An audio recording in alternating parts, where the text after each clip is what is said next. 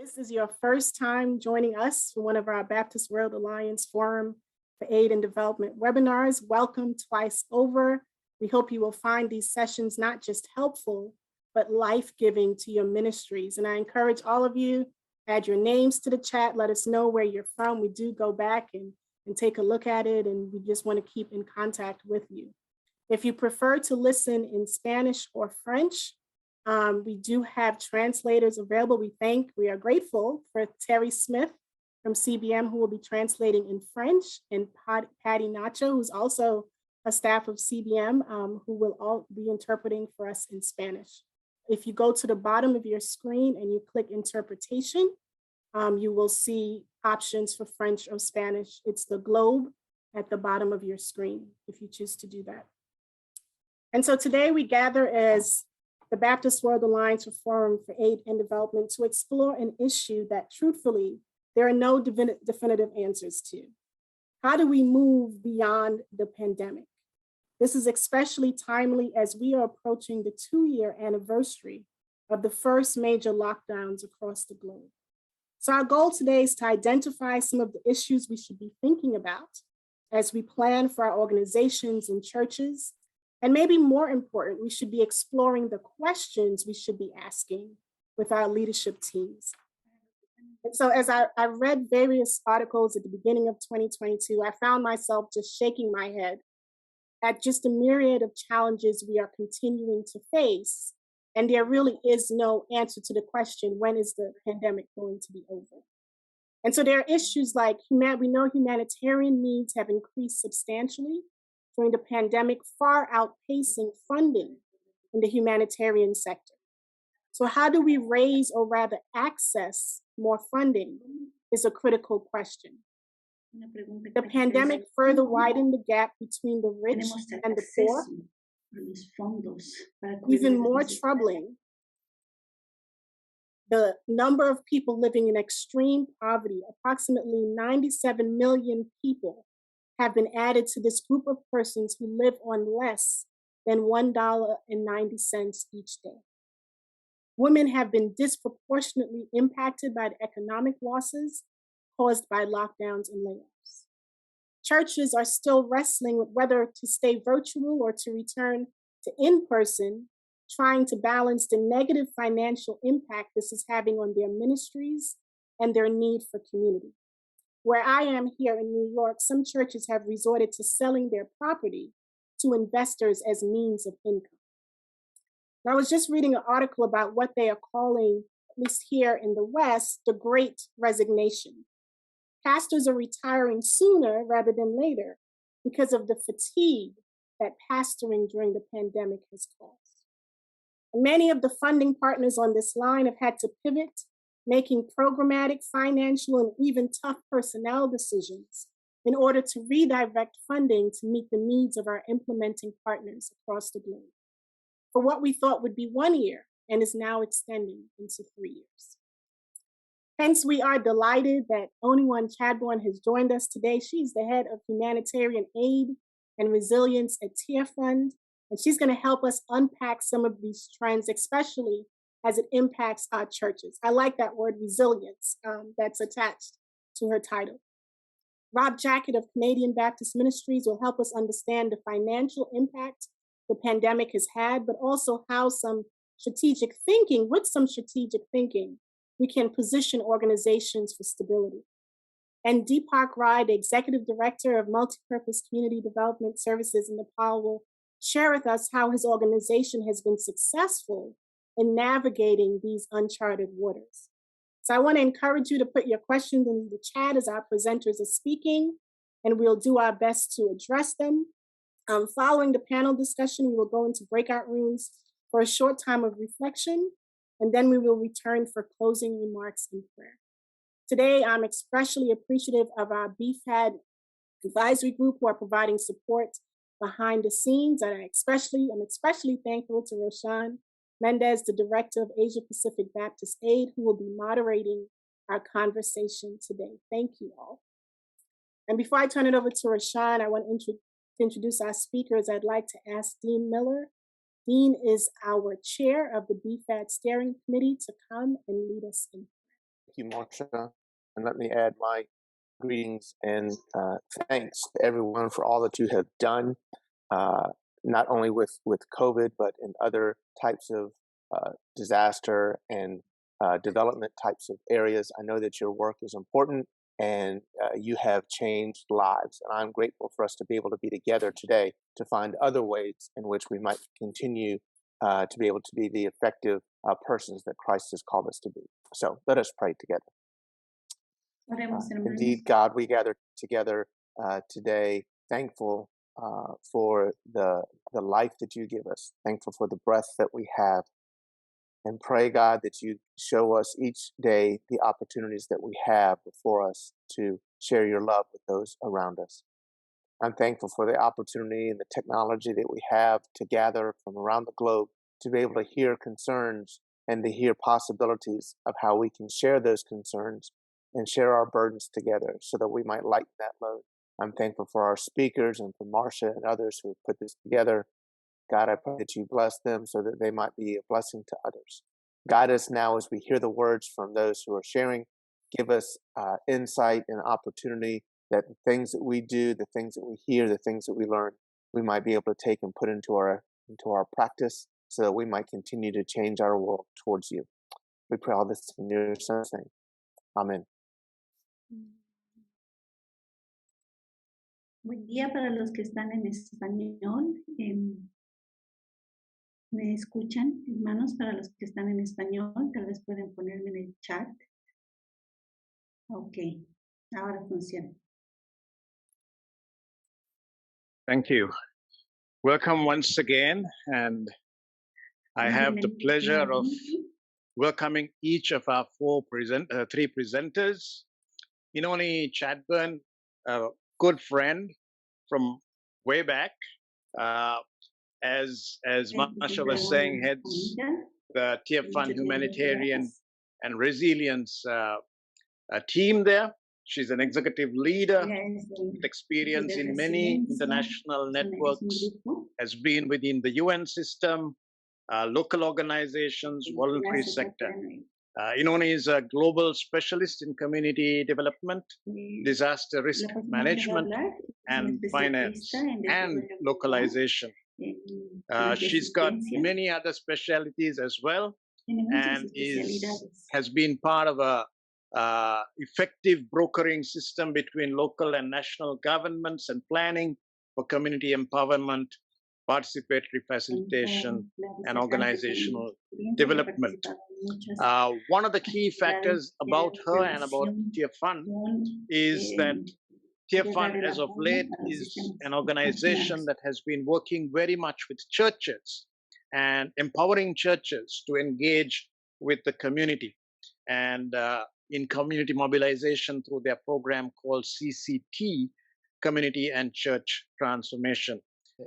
And this particular aspect of her work and the Tier Fund work has been a work that they've been doing for over 15 years and is one of those that we as Baptists in Asia have been looking at as well as a model to implement within our regions. Deepak Raj Rai is the head of Multipurpose Community Development Service from Nepal, a practitioner in development for over 16 years, a professional in the field. He lives in Kathmandu currently, and he says he likes NGOs where people know each other, work together, and celebrate the success. And he's got a great story to tell us about how MCDS has been working through the pandemic. And along with that, we also have Rob Jackett from CBM from Canada. Rob is currently the Senior Director of Finance and Administration for Canadian Baptist Ministries. And in his role, he has the responsibility for the oversight of the operational budget of CBM, the National Canadian Pension Fund benefit plans, and he also provides leadership to other Canadian partner networks in the area of financial management and systems. Rob has traveled extensively in this capacity of CBM amongst global partners. And prior to joining CBM in 2008, he worked in senior leadership positions in forest products industry. Rob has a degree in finance and an MBA in marketing. He's married to Erla, who is an executive principal and an associate member of the University of Toronto. They have 2 adult sons. And so these 3 friends would be sharing with us at this time. They will each share for around 10 minutes, and then we will open the time for some questions from each of you and any of you who might be open to that. So please put in your questions on the chat. We don't have too much of time for too many questions, but do put your questions in and we will pick it up. Let me also remind you that there are translations available in Spanish and French. If you joined in late, you can click on the channel of interpretation and click on either language that you would prefer. And may I also remind each one of you, as the presenters speak, please keep your mics on mute so that the presentation is not disturbed or disrupted. So over to you, Inoni, and we'd like to hear from you. And then we will hear from Rob, and finally we'll close with Deepak. Inoni, over to you. Excellent. Thank you, Roshan. It's very, very good to hear from you, a long-standing friend, but also very good to be with you all here today. Thank you for the privilege and the opportunity to be able to share with you. Forgive me, English is my first language, so sometimes I might speak a bit too fast, or sometimes I may use language which you might not understand. But I am going to be sharing with you from just some notes that I've pulled together, some of which will be available to you afterwards. So if we can just start on the first slide, please, Marsha, is that okay? Great, thank you. So I'm just going to be talking to you a little bit more today about Tearfund's work with our church and community transformation approaches. We do humanitarian and resilience programming via all different mechanisms. Sometimes we directly implement, sometimes we work through national level partners, formal NGOs, but also we work through church and community transformation. And this is the side I'm going to unpack with you a little bit more today, because I believe that's where the audience is most interested in. So if you go on to slide 2, please, Marsha. So one of the endearing features, I think, of what happened for me in terms of entering into 2020 was what was my biblical mandate for the year. And I often draw on certain verses and use them as my own focus for the year. And I entered into March 2020 with 1 Corinthians 13 verse: love always protects, always trusts, always hopes, and always perseveres. And I'm not sure about you, but I learnt about perseverance in a new way, knowing how to draw deeper on the Lord's provision during that year. And it was exhausting, no 2 ways about it. So I sympathize and I empathize with those of you who had to change the way you thought, you worked, the way you managed. I understand. And so I wonder, we heard this point of it is almost 2 years to the day. I wonder when there is a significant moment in your country, or when there was a significant moment that you can remember exactly where you were. I've given some examples there. Indian Ocean tsunami. I was with Roshan all the time, 24/7 for about 7 weeks, 7 or 8 weeks. We were absolutely intense, working on the response together, and what a privilege it was, Roshan. But for me also, for March 2020, I had the opportunity to go and listen to the presentation that had just been given to the British government and to the Prime Minister's office, and in a room with a lot of peers, a lot of humanitarian directors. And as this presentation was going on, the blood drained from my face. And I tried to go home that night and explain what I think was just about to happen. And, and I tried to explain even in the office what I thought was about to happen. And nobody understood. And I was thinking, gosh, there's so much we need to learn about anticipation. There is so much we need to learn about really accepting what might be of uncertainty and things that might come. And I'll unpack that a little bit as we go on. So the next slide, Marcia, please. So I fondly call COVID-19 the spreadsheet response. Tier Fund, when we respond to emergency, is usually one significant country, or maybe two, maximum three countries. If there is a large flood that's gone across some countries, an earthquake that's gone across some countries. We had never had to tackle a simultaneous, long-running, kind of like drip feed of emergency needs as we had to do with COVID-19.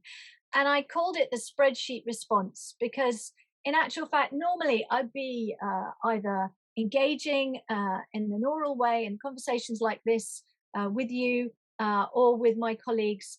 But in actual fact, I ended up just being on top of data, bringing all the data together all the time, but unable to get onto a plane and learning how to use Zoom in new ways.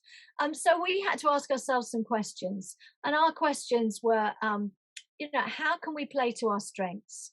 How can we turn this reluctance to address COVID-19 into an opportunity?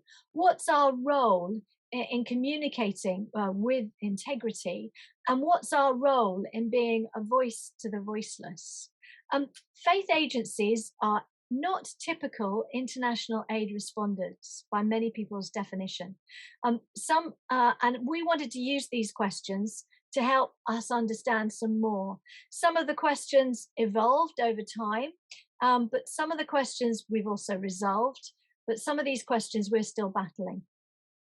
So if you go into slide 4, Marcia. So this just gives you an indication of the breadth of our response and how we had to really channel our energies into a cross-section of different ways and work with some countries that weren't used to working on emergencies before and having to reorientate the way that we did procedures and processes, educate people with new skills, and like I say, try to gather all the information and understand the themes that were coming out, the lessons that was learned that was coming out. What we knew is that the church holds power, influence, and opportunity. And while we could directly implement, and while we worked often with very strong national NGOs, we also recognized that the reach of the pandemic matched the ability and the reach of the church. And in this instance, it was the church which held power of being able to make lives change, influence in being able to help people understand what it was with COVID, and opportunity to actually demonstrate and model and do things differently. If you go into slide 5, please, Marcia. So what is it that we actually observed? And I just want to let you know, we've just come out of some early learning. We have come together and developed a review of all of the work that we've been doing through churches during the course of COVID. And I just want to share with you some of our observations. They may resonate with your own. They may bring new learning or new insight to you. So if we go on to slide 6. Thank you. So we've classified, in the way that we've reviewed, we've classified things under different areas of life, under physical health, under environment, under relationships, capabilities, living faith, mental health issues. And you can see, if you can read from some of the table, we reached out into ways that perhaps we hadn't done before. So we reached out into ways using our experience from Ebola on knowing that it was important to model about the safety and the opportunity that vaccines provided. We learned more that with the economic impacts and with the limitations on living in terms of not being able to travel, move around, lockdowns, we knew that there was a lot more intimate partner violence going on. And so we moved in more into speaking out about gender-based violence. And we observed that where we had done some of our church and community transformation, and done our Bible studies, we had hope. We found that some of the communities actually had learned to apply some of these lessons independently and take the opportunity to go to learn a bit differently. Do you want to go on to slide 7, please, Marcia? So you can see we had individuals learn to address their spiritual needs instead of relying on their church leaders. We had opportunities where we knew that we contributed towards the containment of COVID-19 because we spread messages that were appropriate and culturally integrated. And we learned how to collaborate more. Slide 8, please. And in other places, we looked at how the churches were able to reach out to non-believers in new ways of psychosocial support in counseling and in medical services. And you can see as well how much some churches then started talking to local governments as well, and in places where they wouldn't have had reputation or opportunity before. So I think if we go on to slide 9, you can see that there's been a massive range and breadth. And this is just early analysis of what we're picking up from what we've learned from all of these countries that we've gone to. We've done this research in Central America, Latin America, all parts of Africa, in Asia, and in Eurasia, North Africa as well. And what we've got a large range that we've covered. We've identified issues of success points being around leadership, success points being around how we've done training, and you can see all the others. But I just want to bring up 3 priority areas for you now. And that's around collaboration and unity. That's around availability of resources. And that's around people's attitude as well. And the availability of resources isn't necessarily as it seems. A lot of our church and community transformation work is about how we actually get the community to actually understand the strength of bringing all funding together, the opportunity of actually using their own resources for their own change, and not always necessarily relying on external sources of funding. Can we go on to slide 10, please, Marshall? Thank you. So what is it that we are hearing from churches now that it's all like moved on? We've taken away what we've observed. And what we're hearing is that we need to equip churches better to be able to respond to disasters. They want to learn more about using digital technology.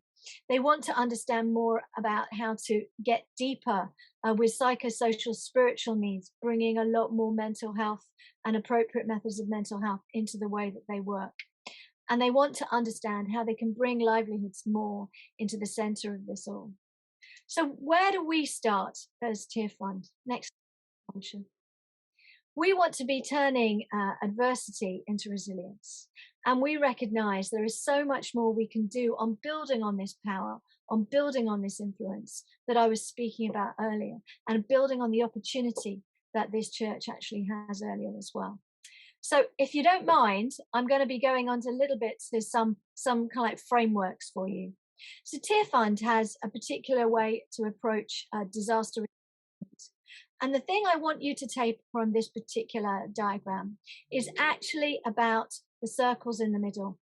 Very often we find that churches, NGOs, even our own country offices, they believe that emergencies are an inconvenience. My challenge to everyone here is that emergencies are not an inconvenience. Even with climate change coming, and even with the increase of conflict, and we know the different economic impacts that are coming from COVID, we know that there will be an increasing incidence of crisis events and emergency events.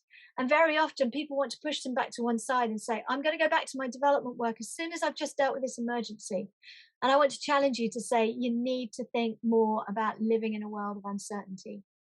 So normally people just do they assess when we have a response. So the red circle, the red line, you go into a reacting. You have a crisis and you do some intervening, and then people recover, and then you don't do anything more about it.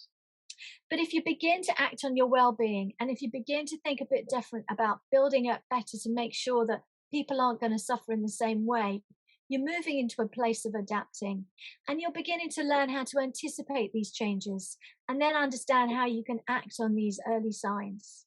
But if you really want to do it well, you move into a cycle of where you're analyzing your risk and you're adapting to your different circumstances that are around you. And I have a mantra to all of the country directors that I work with. I challenge them and say, what season are you in? Are you either in the season of risk management, or are you in the season of emergency management? You are never not in one or the other. So you're either in risk management season or you're in emergency management season. But that's how seamless and integrated, that's how agile you need to be. That's how you need to manage uncertainty. Next slide, please, Motion. So just coming into land now, I just want to leave you with some of our other frameworks and the thinking that we have. We have a resilience framework at Tier Fund where we believe resilient communities who have the agility to be able to respond to shocks, respond to uncertainty, respond to all the stresses of life around them. They come from certain roots that we believe that we try and integrate into our programming. And we're at the moment are going through processes in organization to try and map where the church's strengths are against these roots. Some of them are quite obvious. We believe the church obviously can provide a place of hope and very often can be peacemakers. They can be people who provide the social cohesion within any community. But there are other roles that the church can play. And this is what I'm really excited about, what we're going to be learning going forward and our continued journey and learning what the pandemic has learned for us as well. I'm just going to have this final slide for you on trying to also say, but there is one important point about breaking these chains that we're called to be in Isaiah 58. Normally, we would look at a disaster as that we try and build some capacities around that big black dot, and maybe we try and address something around the hazard, whether that hazard is a flood, whether that hazard is a conflict. But you need to layer deeper. You need to layer deeper in understanding what is the vulnerability that actually holds these people in their places of isolation, in their places of insecurity, in their places of exclusion. And that comes from structures and processes that have been dictated by politics, economics, culture and belief, and the natural environment that's around them. And if we really truly want to believe in a voice where disasters have less impact, we also must be that voice in the places of where politics work, where there is a voice to speak out about climate justice, a voice to speak out about COVID justice. And that includes people's access to fair resources and people's access to vaccines as well. So I'm just going to wind up there. We're going to say that Tier Fund does have free and open resources available on our Tier Fund Learn website. And, we'll share these links with you afterwards. But I'm going to leave it there because I think I've probably used up a bit more of my time than I should. But Roshan, back over to you. Thank you, Inoni. I think you shared a pretty amazing story about the church, stepping outside of their walls. And so just to pose a question, I mean, many churches work in different, providing different services as part of their ministry. The orphanages, the preschools, the soup kitchens, maybe even disaster relief. But however, how do you, in your work, link the transformational aspect? Because sometimes it seems to be blurred. How do you help churches connect and link what they do to the outcomes of community transformation that your program and Tier Fund likes to see and vision or realize? Yeah, great question, Roshan. So I will stand here or sit here and say I am not our church and community transformation expert, so I'm going to give you a bit of my lay understanding of it. We have whole teams dedicated to understanding how we have assimilated all of our different approaches and understand what works and what doesn't work. And we're just going through a season of consolidating these approaches and actually really refining them to make them work well.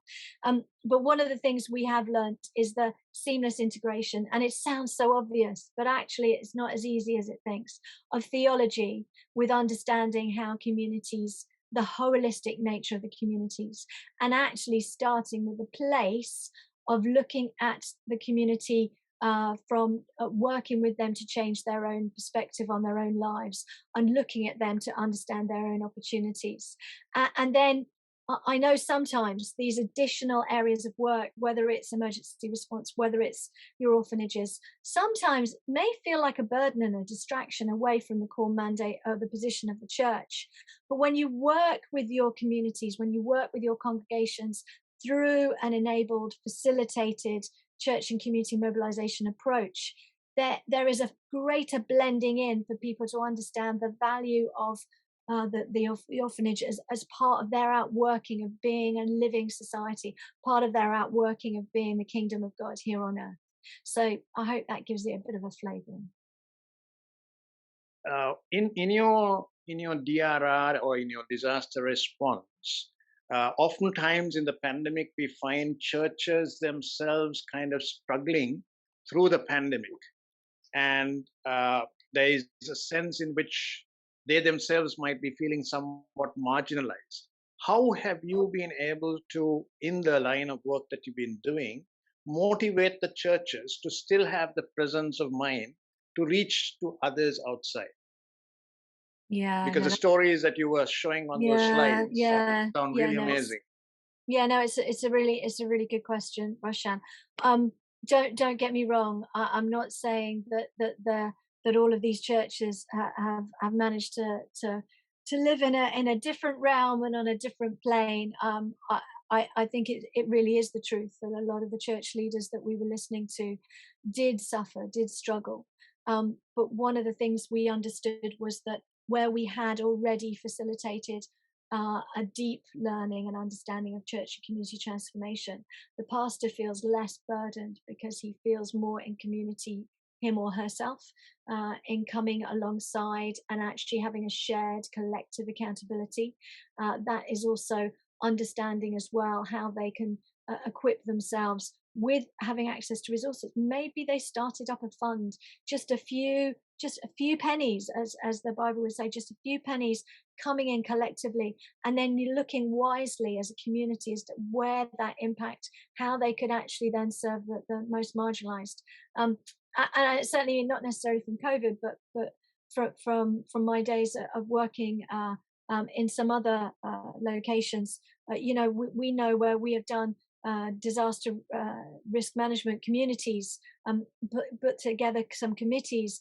They've actually gone out and developed soup kitchens to help the most vulnerable after a flood, and they were when communities are cut off, they've come together all together. So I would encourage for people to stop and regroup and actually not quite go back to basics, but to actually stop and actually evaluate.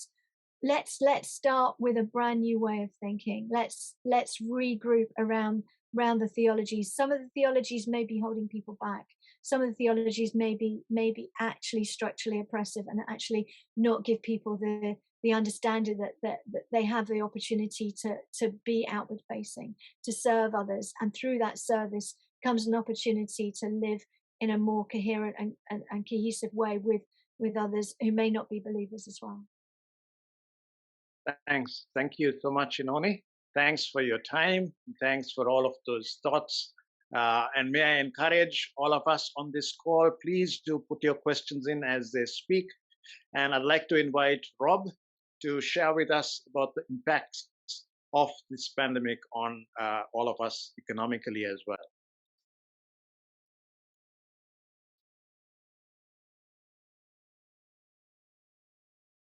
I think you're muted, Rob.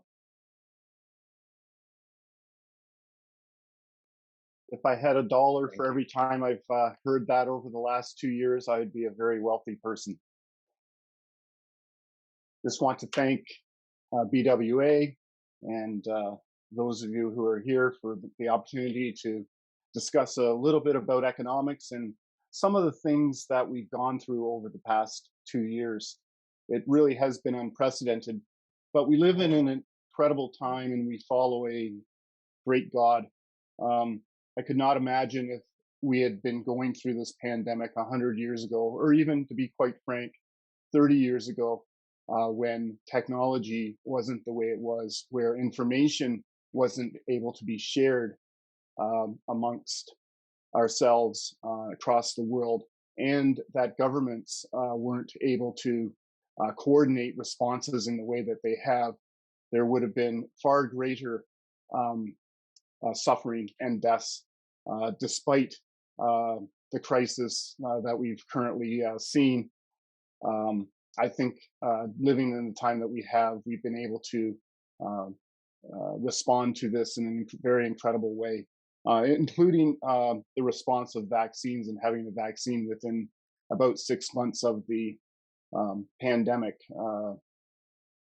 being. It's just actually a pretty incredible thing that has happened. Today, I'm going to just respond and provide a little bit of insight with regards to economics.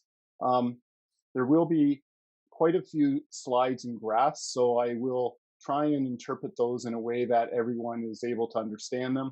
And then I'm going to take it down to a little bit to how we can respond to what's happening as a community with the areas that are being affected by us, because economics do affect all of us in a way that sometimes we don't quite understand. And I think it's very important that we do understand so that we can respond appropriately going forward. So I'm going to take a look at the donor community, and the recipient community. And then I'm going to look at 3 big trends that are happening out there. We've all heard about these in one form or another. We're all affected by it. But we're going to look at inflation, interest rates, and income inequality. And then I'll have some suggestions on what we can do within our own communities to be more effective. I won't spend a lot of time on some of the aspects on the donor community and the recipient community, because those have already been talked about a little bit by Milani. But I will go through them a little bit because there has been definitely some effects with regards to the pandemic on all of us. So I will talk a little bit from the most of my experience, of course, is Canadian, and with that, it's a Canadian perspective. But I think some of the trends and some of the things that have happened from a Canadian perspective are really worldwide also. And so what has happened in a Canadian charitable context and also within our faith-based context has happened pretty much within most of the regions within the world. There's been an increased need for services. We at CBM had to very quickly respond to COVID efforts and COVID relief efforts. And we switched actually quite a bit of our programming from development programming and some of our other programming to pandemic relief programming. Now, we were able to do that because we have, fortunately, a reasonable general fund. But those of us who work in the Western world, we have restrictions on sometimes what we can do with our funds because of restricted donations. So that's also had an effect on the charitable community in that if your restrictions were too high, you couldn't respond. And so funding sources have actually been restricted because of that statutory requirement, but also funding sources have been reduced within the charitable sectors. In Canada, for instance, 46% of charities have had reductions in revenues, and the average amount of that reduction has been around 43%. And so that is pretty significant. And and I think those effects have also impacted what is available and what we can do within our constituencies. One of the largest impacts, of course, that we've already talked about has been the forced closure of meeting together. And, that's part of Christian community has been meeting together. But I don't know whether we could call it fortunately or unfortunately, but also meeting together actually helps our donor community respond to needs. And that, of course, not being able to do that, we're all trying to figure out what that means going forward. We are hopeful that we are able to move forward, of course, and be able to meet in person more as we come out of the pandemic. And heard some wonderful news, I believe, from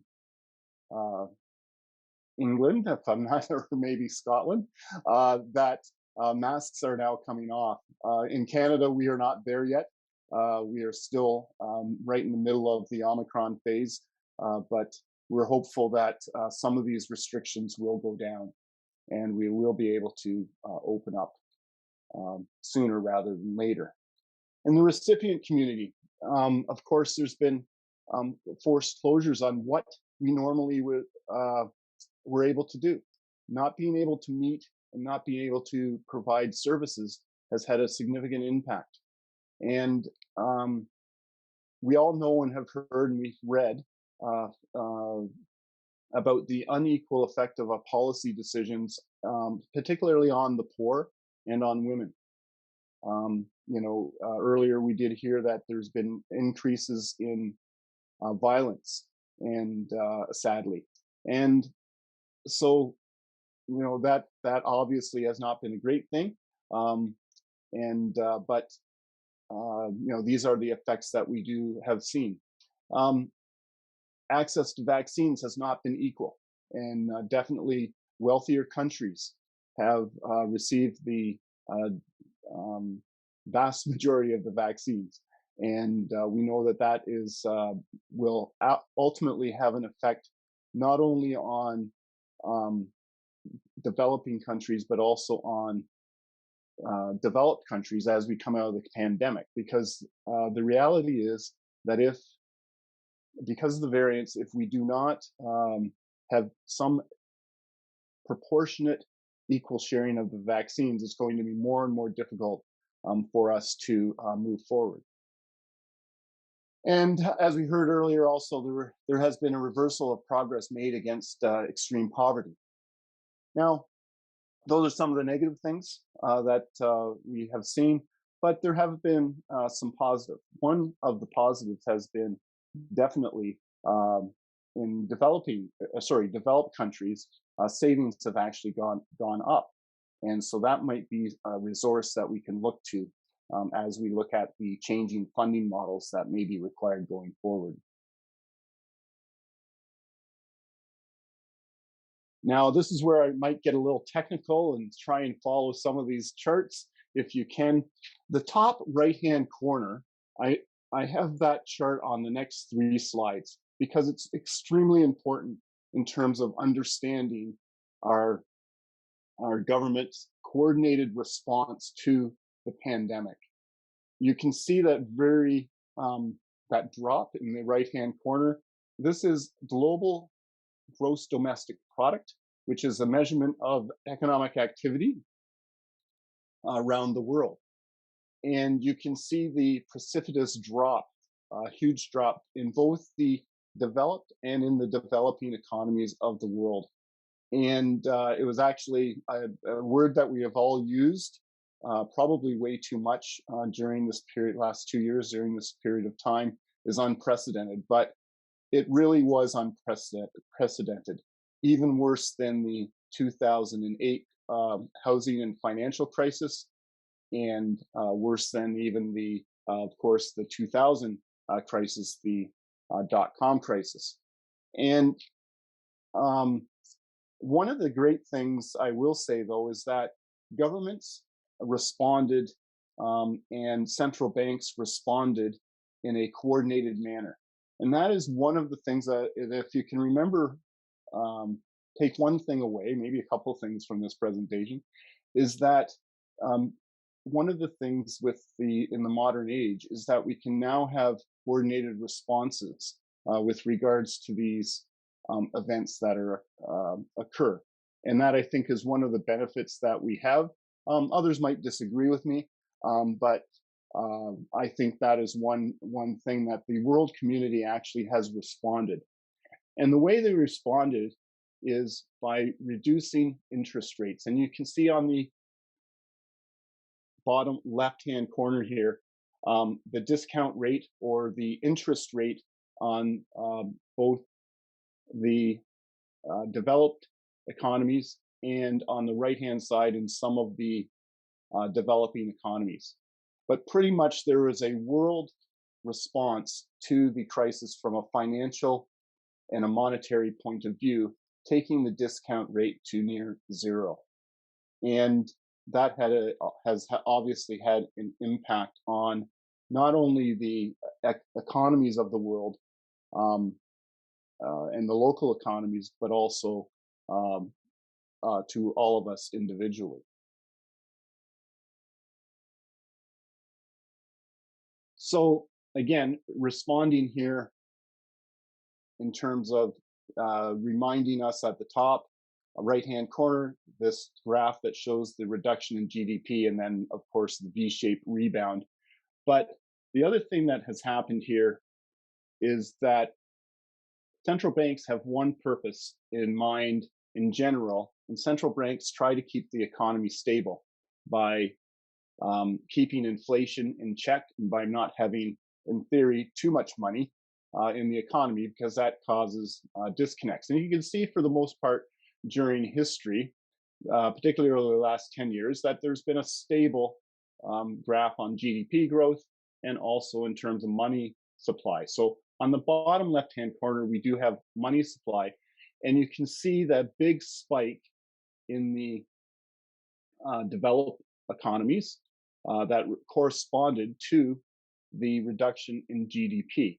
Now, and also in the developing economies, also you can see the spike over on the bottom right-hand corner. Now that essentially was the central bankers' response to the crisis in order to keep money flowing and in order to be able to respond to people's needs in the economies. However, one thing is that to try and understand exactly what has happened is we've had an increase in the money supply, and part of that has been to fund activities by governments. And governments at the same time as this, and in the coordinated response, in the bottom left-hand corner here, we see that government debt has gone up very seriously, very high, in order to respond to the needs of people, particularly in terms of as the economy shut down, governments had to give financial supports to those areas of the economy in terms of supporting from, in a lot of cases, direct incomes. And, you know, for instance, in Canada, this nice green line here, we had one of the better debt to income ratios per se, and now we see we've gone very high, and that so there's a lot of people trying to figure out what this is going to mean in the long term. So one thing we do know is that, and that is just coming, that when you increase money supply, what happens is a thing called inflation rears its head. And inflation, actually, most people think of inflation as increasing prices, but actual inflation is actually the reduction, because of the increase of money, the amount of money, it actually reduces what money is worth. And so what to the individual, it seems like prices are increasing, but actually your buying power of your dollar or your rupee or peso, franc, whatever your currency is actually worth less, and you can buy less. And that is really the effect of inflation on the individual and on us. And we have to be wary of that, because if you think about it from a funding perspective and from a purchasing power perspective, this is going to have an effect on our programming as we go forward, because we're likely going to be able to do less because of the effect of the dollar not being worth what it used to be worth.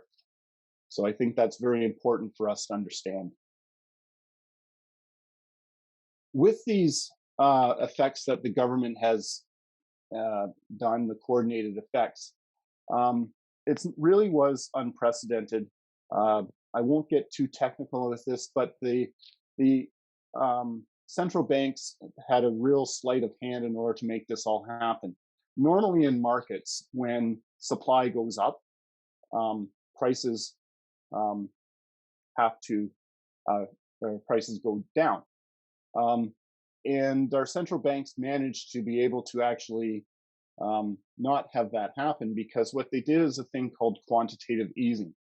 And quantitative easing means the central banks actually purchase the bonds of the governments. And this is the first time I shouldn't say the first time. The first time was during the financial crisis. Thank you. The financial crisis in 2010, central banks did their first round of quantitative easing. And now they've done a second round of it. And this has it's never really been done before in the economies, and it's now caused some disconnects in the which are different than what would normally be affected. One of the things is that you see that there is a global real estate has gone up significantly, the bottom right-hand slide, and stock market wealth. We would expect actually stock markets to have gone down during a recession, but they actually went up. So this is one of the disconnects that is happening out there in the broader economy. So just keeping these things in mind, we do have income inequality that has happened because of those in wealthy nations, and the asset evaluations go up. We have all heard about the extreme wealth where 1% of the population actually controls 46% of the global wealth. And that is, I think, something that the world has to figure out how to contend to. And there are some policy initiatives that I'm hopeful that will take into effect, including a new tax, world tax, that may happen.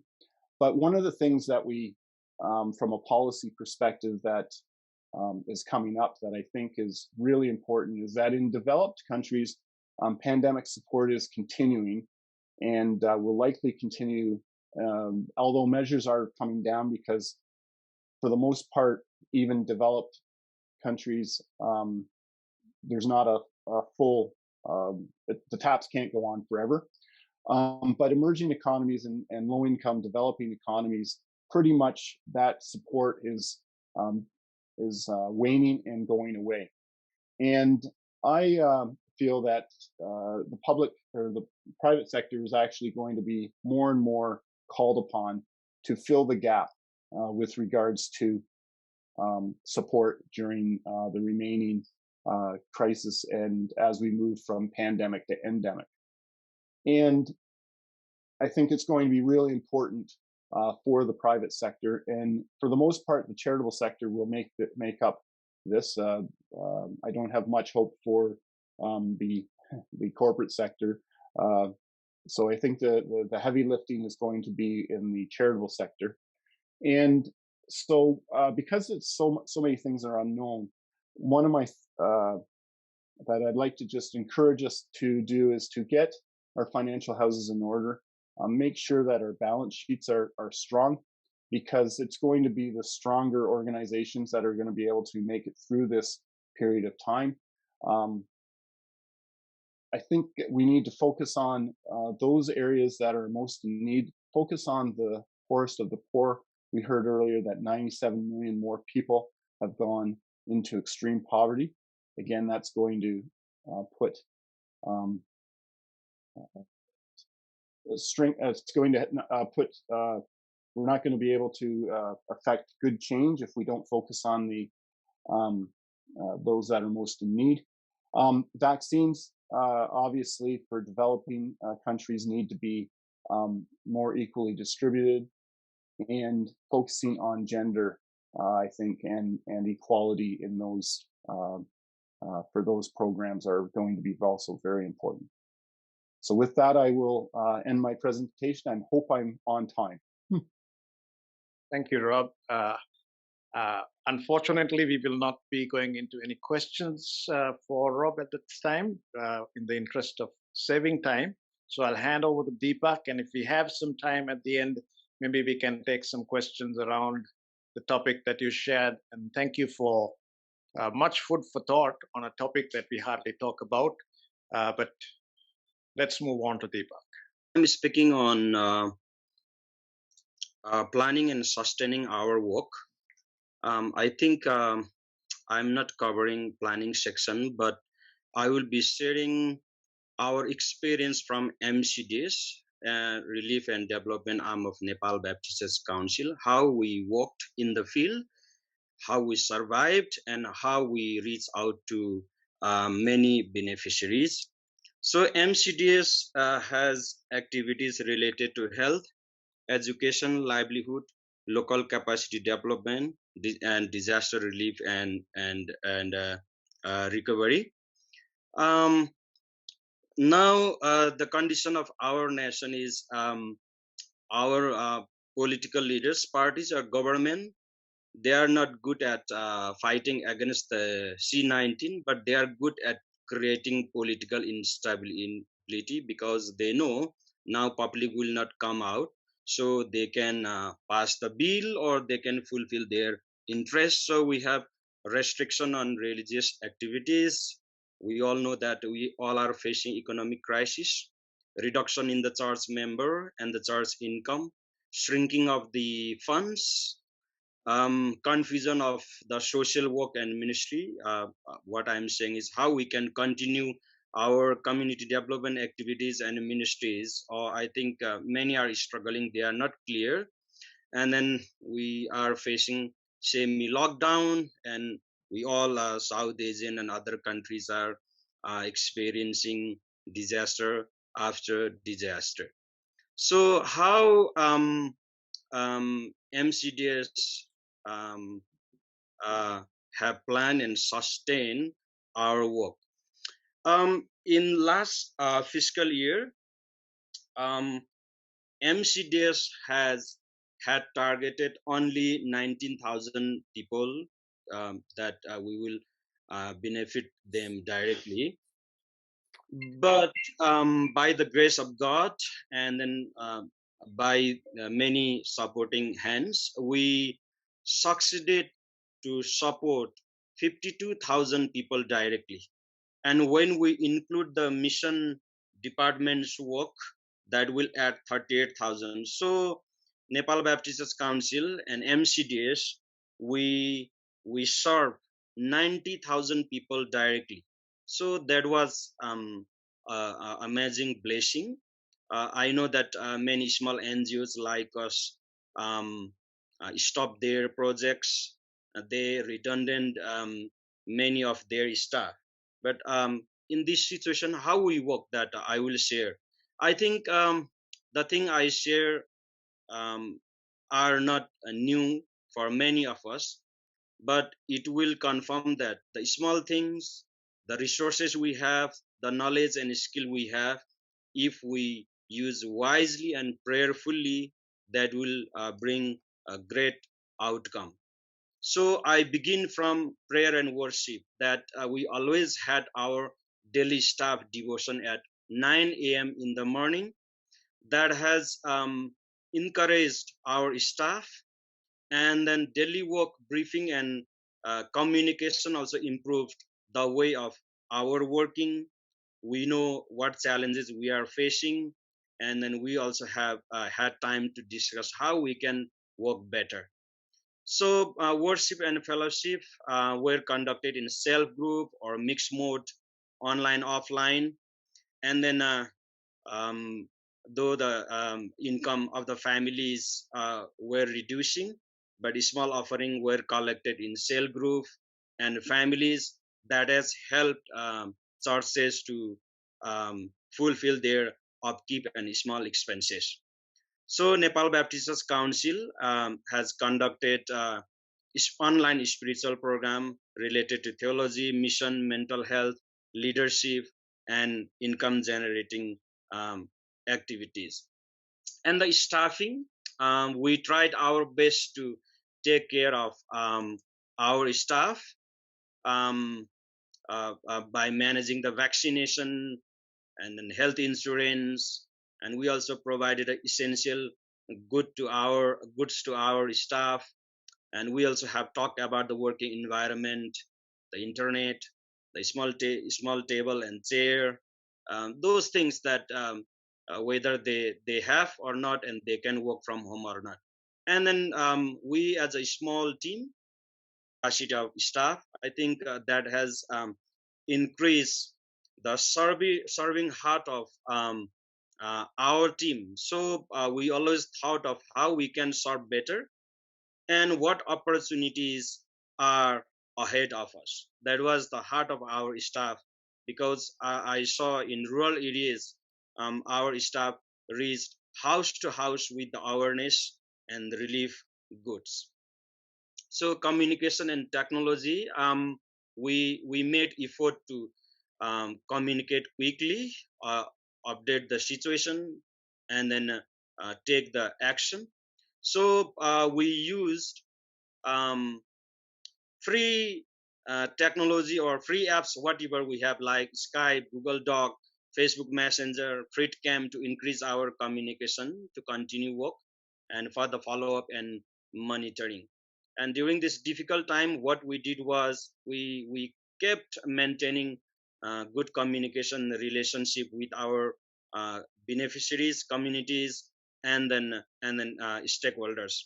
We also invest a small amount of money on the software that was related to remote work management. We purchased FreeCam for remote work, project management, and team collaboration, where we set the milestone, we work together, and we knew the process. And it has also helped us to track the work of our staff. And then collaboration, we tried to make high collaboration or increase the partnership with others. For example, with the radio station, with municipalities, and with the government, so that we could broadcast the awareness message, and then mental health and care messages. And we also could establish the COVID hospital in our working areas. And then we also continue a regular discussion and cooperation with partners. And then this weekly, monthly, and quarterly review of project plan, stakeholders and partners, to build better communication. And then we figure out where we can work jointly, so that we will not have more financial burden. And finance and procurement, we always worked and looked the areas where we can reduce the cost by continuous budget monitoring. And we also kept updating the list of the vendors who can provide a good service or goods delivery.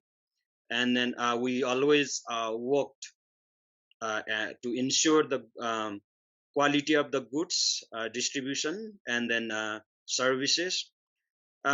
We also raise funds from local churches and provincial Baptist associations. During second lockdown, we didn't have enough funds, but the churches and Baptist associations, they really supported, and quickly we supported more than 500 households with food items. Then what we adopted was adaptive project management from COVID-19 or emergency lens. We continually seek the ways how we can continue our work, or what would be the alternate plan, or how we can revise our plan to mitigate the risks. So this adaptive project management has helped us to learn, adapt, and accept the change. And we also established pandemic specific policies, like work from home policies, and then we revise our policies, and then we also had emergency relief and management guideline policy that has really helped us to mobilize our team at the ground level.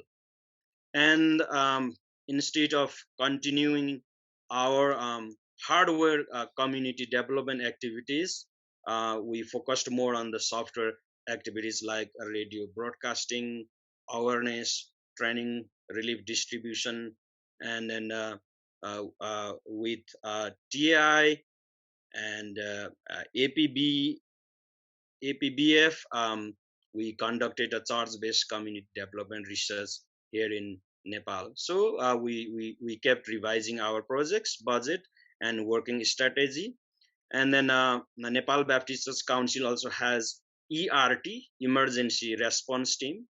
We activated it, and we work. Still, it is in activated process. So we also mobilize our stakeholders effectively, like child club, schools, self-help groups, health post, church, Baptist youth members. So in that way, during the travel restrictions, still we are having a semi-lockdown. We could continue our work. So if we see now, our budget size is bigger than the pandemic time, and then our project also have grown, and we are reaching out to more people. So these are the things that we did to sustain our activities at the ground level. So I say thank you. This is my small team. Thanks, Deepak. I think that was very inspirational in terms of how you've been able to, with scarce resources, do far more than you would have done in previous years as well. But particularly coming from an Asian context, one of the questions that I would like to pose to you is that within these countries in Asia, Pacific, and other places, Christians are in the minority.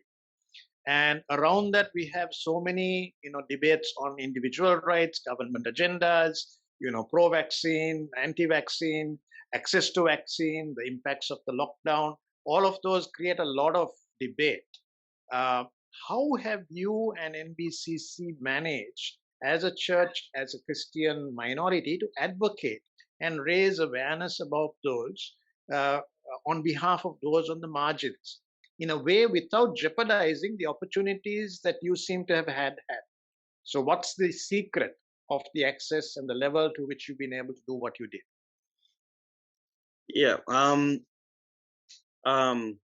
we always get blamed that when we work for the community development or for the relief activities, the others are suspicious that we work for the faith conversion.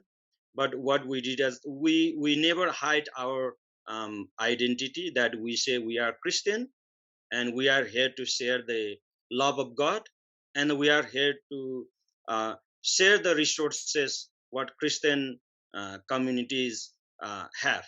So what we did was we, when we enter into the field, we explain it to the other faith community leaders, and then with them we worked. We also shared our criteria clearly, and then when we mobilized other faith leaders, and then village leaders, and then government officials, we had no such objection during this time. Thank you. That's an amazing model and example of collaboration. Unfortunately, again, we have to draw a line because of our time. So I'd like to hand over the time to Masha to lead us into the next segment. Thank you to all three of you for the insights that you shared with us and for all of the content. Thank you. Thank you, Rashan. We're going to go straight into our breakout rooms for just a short time of reflection.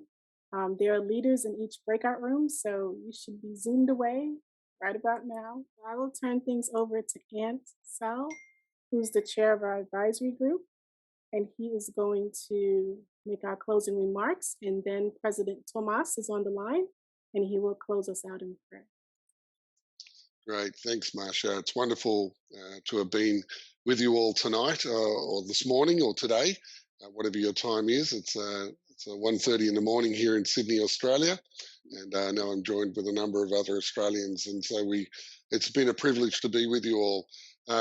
Really, my remarks will be quite quick as we are over time, but I wanted to particularly acknowledge our three presenters. I wanted to thank Anani particularly from Tier Fund for the time that you have given in your extremely busy schedule. Particularly want to thank you for the encouragements that you have given us and the challenges that you have given us in our breakout room. There were quite a number who remarked on some of the very concise messages that you gave us to play to our strengths, to move from reluctance to opportunity, to an attitude of opportunity, to communicate with integrity, and to raise our voice for the voiceless, and to collaborate and work in unity was brilliant. We loved the challenge that we need to embrace the season that we're in, either in risk management or emergency response, but whether you like it or not, you're in one of those seasons. So thank you so much. And I trust that we will be encouraged to go forward and break those chains that you encouraged us to break and take the opportunities that have been put before us. We want to thank Rob as well for the very, very difficult task of trying to explain and show us some of the economic global trends that have occurred during this time, some of the disruptions that has created economically in various nations, both developed and developing. Well, we want to just thank Rob for his wisdom in pulling apart that information and pointing us to some of the significant opportunities that exist, encouraging us about the response of governments and banks, particularly central banks, and how they're trying to manage economies and move money around the world globally, and how that opened up our eyes to be able to see the importance of getting our financial house in order, targeting the most in need, and to focus on equality. And of course, Deepak, as always, we're just blessed by your humility and your leadership. You're a great leader, and so starting out by encouraging us in a time of crisis to push into prayer and worship and to prioritize fellowship, to encourage your staff to put people first and have a servant heart. That's truly a Philippians 2 response to this situation. We thank you for that, Deepak, and then encouraging us how to lead an organization well, ensuring you focus on good communication, good collaboration, which then, therefore, with good collaboration, you spread your resources further. To have good stewardship and good financial management, and to use adaptive project management methodologies so that you stay agile when you're leading your organizations. Three very different perspectives, and yet great wisdom in all of them in encouraging us as leaders, as people doing ministry, all of us facing a response to COVID and an uncertain future in 2022. Yet what is certain is our God is at work. We are united. We have the opportunity to collaborate, and we will see His kingdom come as it is in heaven. It will be on earth. So, Lord, we thank you for all of your various contributions. We thank Rashan and Marsha for your work in facilitating this event. It's been wonderful encouragement. And I want to hand over to President Thomas to close in a word of prayer. Thank you. Thank you, Art. Let's pray together. Lord, we thank you for this.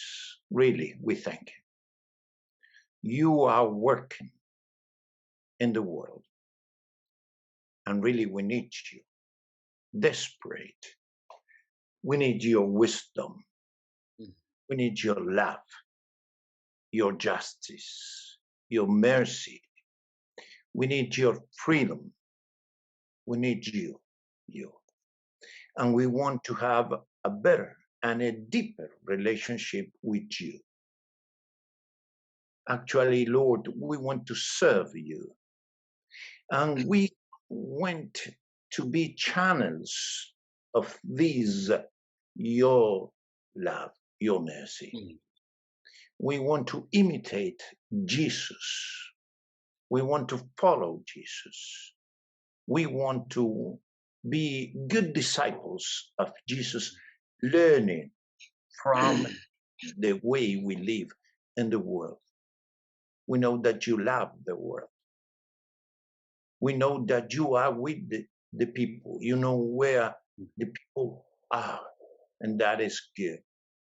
So teach us how to use this situation, this painful, this critical situation, as a kairos, as an opportunity to your grace, to your redemption, to your way to work with peace in the world. Sorry when we are so close, so limited to that way that you want us to experience. But Father, thank you for this opportunity. Thank you for these leaders and what they share with us. And now we want to see the future with hope. Yes. With that hope that is coming to us to change us to live in a different way. But we are in a difficult situation. Many countries suffering. So put in us your heart, your mind, your attitude. In Jesus' name we pray. Amen. Amen. Amen. Amen. Gracias, hermanos. Thank you. Amen. Thank you. Amen. Thank you all so much for being here Thank today. you. I pray that you were blessed by today's event. Have a wonderful week, rest of your week. Thank you.